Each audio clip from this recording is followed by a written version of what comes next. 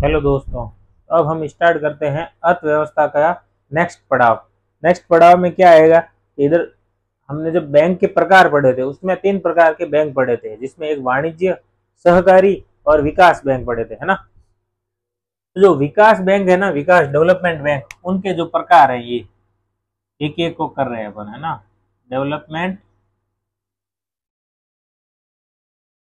Bank, ठीक है। जो विकास बैंक है उनके प्रकार है, पढ़े थे नाबार्ड, सिडबी, ये आईएफसीआई, एक्जिम, एनएचबी, मुद्रा बैंक, ये सब पढ़े थे अपने विकास बैंकों के प्रकार। तो इनके बारे में पढ़ते हैं। सबसे पहले हम स्टार्ट करते हैं नाबार्ड के बारे में।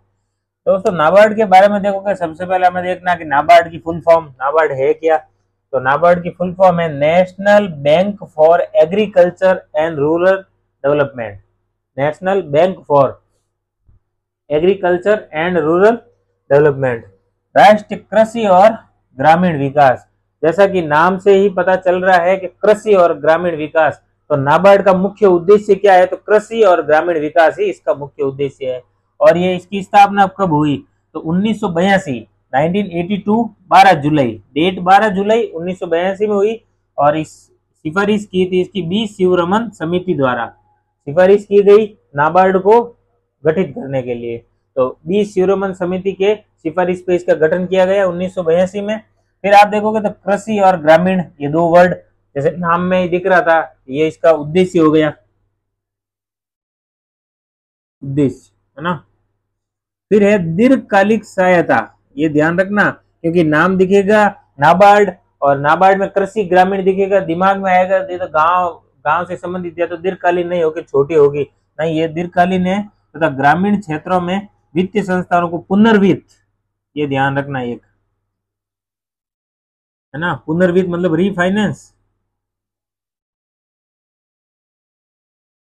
एक तरह से क्या होता है, जब छोटी छोटी अलग अलग संस्थाएं, छोटे बैंक और भी इस टाइप में नाबार्ड की तुलना में नीचे के स्तर के होते हैं, उनको नाबार्ड क्या करता है, उनको पैसे देने का भी काम करता है ना। पैक्स हो गई जैसे, उनको भी नाबार्ड पैसे देता है, फिर वो आगे खर्च करते हैं। तो पुनर्वित्त का भी है, साथ में दीर्घकालीन सहायता का भी काम करता है। फिर आगे देखेंगे तो ग्रामीण अवसंरचना विकास निधि, है ना, इस मुख्य एजेंसी है ये, कौन, नाबार्ड, रिडिफ, रिडिफ ग्रामीण अवसंरचना यानी कि rural infrastructure development fund, rural infrastructure development fund, उसकी ये मुख्य एजेंसी है, कौन, नाबार्ड। फिर देखो सहकारी और क्षेत्रीय बैंकों का पर्यवेक्षक, जैसे सहकारी और क्षेत्रीय रीजनल बैंक होते हैं ना, उन सब का ये पर्यवेक्षक है, मतलब उन पे ये ध्यान नजर रखता है ना, पर्यवेक्षक, सुपरवाइजर, है ना, सुपरवाइजर है ना। फिर आगे देखो, पूरी तरह से भारत सरकार के अधीन, यानी 100% सेंट्रल गवर्नमेंट के पास है इसकी ओनरशिप, ये ध्यान रखना बस, ठीक है। ये नाबार्ड के बारे में। फिर देखते हैं सिडबी।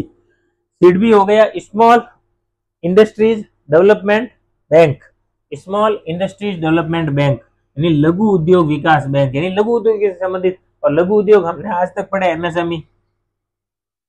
1990 में हुआ इसका गठन या स्थापना, गठन बोल दो या फिर इसको स्थापना बोल दो, है ना, एक ही बात।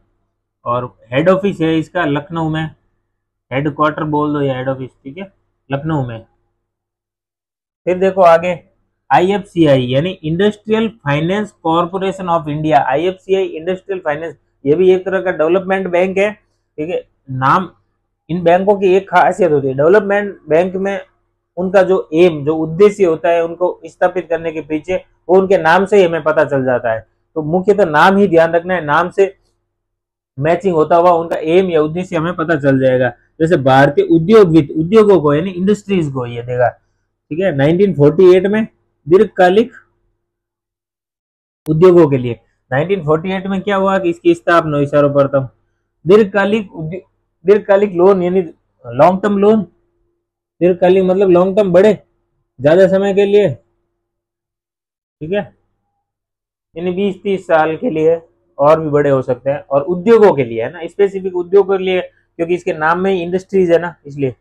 और 1993 में 1993 में क्या हुआ, सार्वजनिक वित्त निगम यानी इसको कंपनी बना दिया गया है ना, पब्लिक कंपनी बना दिया गया 1993 में। फिर आगे देखेंगे एक्सिम बैंक, एक्सिम मतलब एक्सपोर्ट इंपोर्ट, ईएक्स एक्सपोर्ट का ले दिया, आईएम इंपोर्ट का ले लिया, एक्सिम बैंक हो गया है ना, यानी निर्यात आयात बैंक। तो नाम से पता है कि आयात निर्यात को प्रमोट करेगा। 1982 में अंतरराष्ट्रीय व्यापार को बढ़ावा देने के लिए हुआ, मध्यम अवधि के ऋण देता है ये, और इसकी 100% ओनरशिप सीजी यानी सेंट्रल गवर्नमेंट के पास में। ठीक है दोस्तों। फिर देखते हैं एनएचबी यानी नेशनल हाउसिंग बैंक, आवास बैंक, राष्ट्रीय आवास बैंक। तो वो क्या है कि 1988 यानी 1988 में है ना, एक एक्ट है नेशनल हाउसिंग बैंक एक्ट 87 का एक्ट है, और उस एक्ट के तहत इसका गठन हुआ है 88 में, है ना, ये ध्यान रखना। 100% इसकी भी सेंट्रल गवर्नमेंट ने 2019 से, है ना, उससे पहले कुछ अलग था, 2019 में इसकी 100% है ना। फिर देखते हैं अपन मुद्रा बैंक, लास्ट बचा ये मुद्रा बैंक। मुद्रा बैंक 2015 में पीएम मुद्रा योजना आई थी एमएसएमई और इन सब के लिए।